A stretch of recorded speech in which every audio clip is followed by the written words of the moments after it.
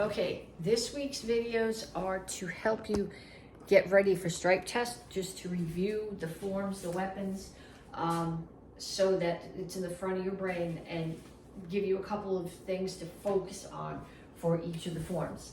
Okay, so the lesson for this month, stripe is for speed, and if you're in the kids class, your star is for perseverance. So we're gonna do a warm-up based on that. We're gonna start off with 3 techniques: jab, cross, rear leg front kick. Okay, so what needs to happen in those, when I throw the jab, I'm gonna rotate on the front foot, and then I'm gonna rotate on the back foot with the cross. Hands are up, so I'm not dropping hands. Hands up, back foot. Hips and shoulders are square to my target, and push. So jab, cross, kick. Jab, cross, kick. Okay, so I want you to do a bunch of those and get faster as you go. Okay, so the place I want you to get the speed here is to cut down the time between each move. So instead of going jab, cross, kick, I want that to be one thought and then freeze in between. Okay, then the other thing we're gonna do with this is just to drop down. So I'm gonna start here, I put my hands on the floor, jump my feet back, jump my feet in, come back up. So the speed is the technique. The perseverance is going to be every time I tell you to get down, it's going to be harder to get back up because you're tireder, and you have to get back up and keep on doing that technique without losing your speed. You got to persevere. So we start here.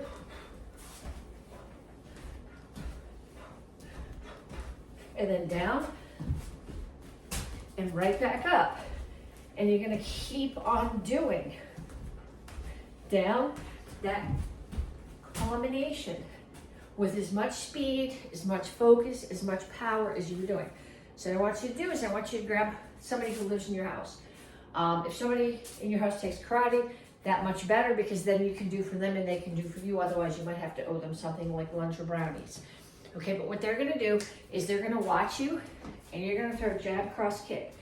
And they're gonna let you do a bunch, and then they're gonna say down. You're gonna hit the floor, right back up, jab, cross, kick. And they're gonna watch you.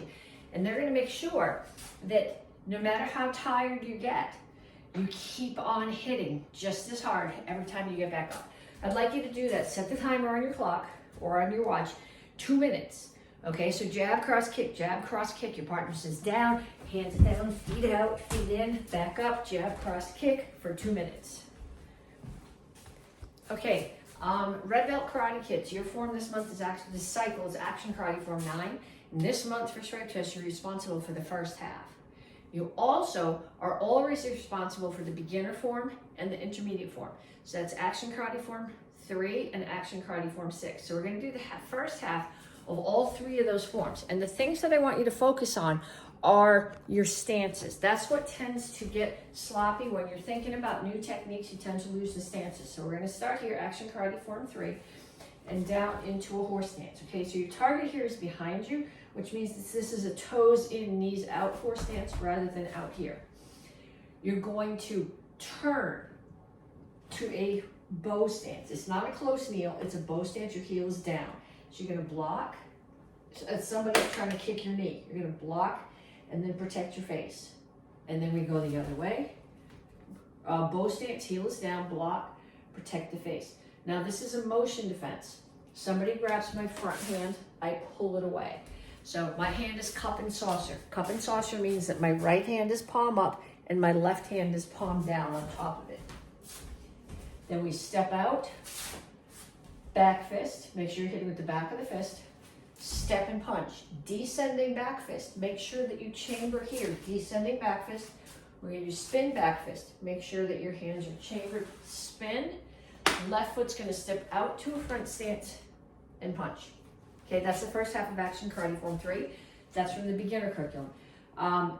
Intermediate, green belts, is Action Karate Form 6. And this is an easy one for you to review because the first phrase in 6 and 9 are almost identical. So Action Karate Form 6. Back fist, punch, hammer. Now what needs to happen on the hammer is that your hips are rotating in the opposite direction that your hands are going, and that rotation is what's giving you the power for that hammer. Then you're gonna do a front kick. When you do the front kick, Your hips have to be square to your target. Pump front kick, exactly the same thing. Then drop your weight. Power comes here from backup mass, dropping. Then I'm going to spin, hammer, hammer. Again, look at my feet, I'm in a front stance. Pull in. So somebody grabs my hand, I pull in, and I drop down and do a hammer on top of their collarbone. Okay, so that's the first half of Action Karate Form 6. And then the first half of Action Karate Form 9, the first phrase of it is very similar to 6, except it's open hands instead of closed. So we start here, Action Karate Form 9. Instead of a back fist, we chop. We still punch, and we block again. It's open hand, but just like in the other form, the power comes from this rotation. Turn to the front, front kick, pump front kick, drop your weight. Power comes from the backup mass. I'm going to spin, chop towards that side, punch, bring my right foot in, chop. Let's step back or this isn't going to work out. Right foot's going to step out again, punch. Then my left foot's going to step. Right foot's going to do a roundhouse kick. I'm facing the front of the pattern in a guard stance, ready to go. What you need to make sure here, what tends to happen is people, I got to get there, chop, punch, here. If you kick with the back leg, you end up facing the back of the pattern, which isn't the way the form goes. This isn't completely symmetric. So I did chop, punch, feet come together. Here, I got to step with my left foot, kick with the right. So I'm facing the front of the pattern at the end of this phrase. Okay, and then you guys have one self-defense. I'm going to use my rolly stool, but it's a chair defense. So you're sitting here, somebody throws a punch at your head. You got to get your head out of the way.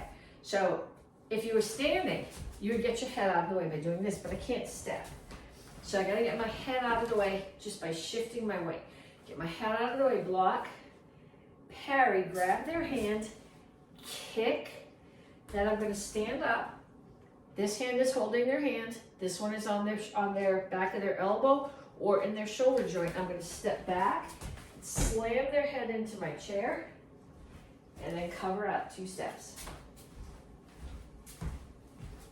Okay, I know if you're in the Red Belt Kids class, you're going, that's not my weapon. If you're a Tang Soo Do beginner, this is your weapon. If you're a Red Belt advanced class, you still need to practice the beginner weapon because you're going to be responsible for either a stripe test or your black belt test. So the beginner set for this month that you're stripe testing on is single hand. What I want you to think about when you're holding your stick is that you've got enough room for one hand and then put the other one on top so you have the other end. This is a 2-ended weapon. You're hitting mostly with this end, but you can strike with this end or catch and pull. Okay, so if you are a beginner, you're making an X down and another X back up. So we start here, X down and X back up. And then I'd like you, ideally you would get a partner, and they would also have the stick in their right hand. And when you do this against your partner, you're both doing exactly the same thing. And what I'd like you to focus on when you do this is hitting your partner stick with this part of your stick.